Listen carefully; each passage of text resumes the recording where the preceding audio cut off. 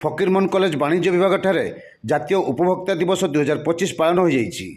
ସ୍ୱେଚ୍ଛାସେବୀ ସଂଗଠନ ଭରସା ଓ ମେ ଆଇ ହେଲ୍ପ ୟୁ ଏବଂ ଜିଲ୍ଲା ପ୍ରଶାସନର ମିଳିତ ଆନୁକୂଲ୍ୟରେ ଆୟୋଜିତ ଏହି ଦିବସକୁ ଅତିରିକ୍ତ ଜିଲ୍ଲାପାଳ ସାଧାରଣ ସୁଧାକର ନାୟକ ଉଦ୍ଘାଟନ କରି ଡିଜିଟାଲ ନ୍ୟାୟ ମାଧ୍ୟମରେ ଦକ୍ଷ ଏବଂ ଶୀଘ୍ର ସମାଧାନ ସମ୍ପର୍କରେ ବକ୍ତବ୍ୟ ରଖିଥିଲେ।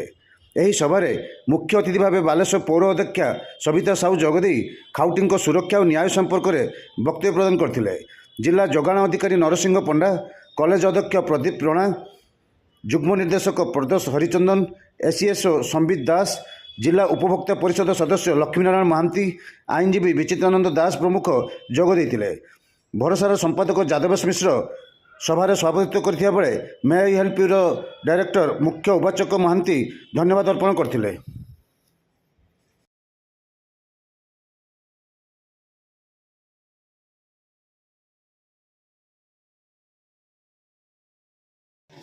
आपण माने सचेतन हेले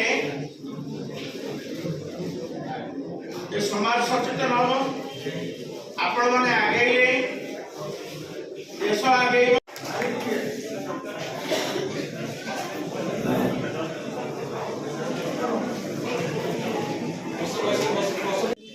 सविशेष तथ्य जानिबा, that is your right to be protected. आपण जहाँ कंज्यूम करुचंती सेठी प्रोटेक्शन ता दरकार।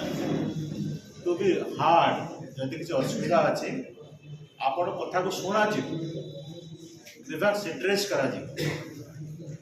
तो the scope of that is expanding day by day.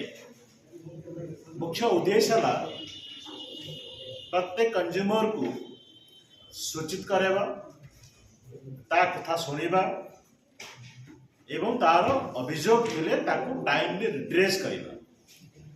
Redressal mechanism 3 tyre अच्छी जोटा कहते जॉइंट डायरेक्टर लीगल मेट्रोलॉजी,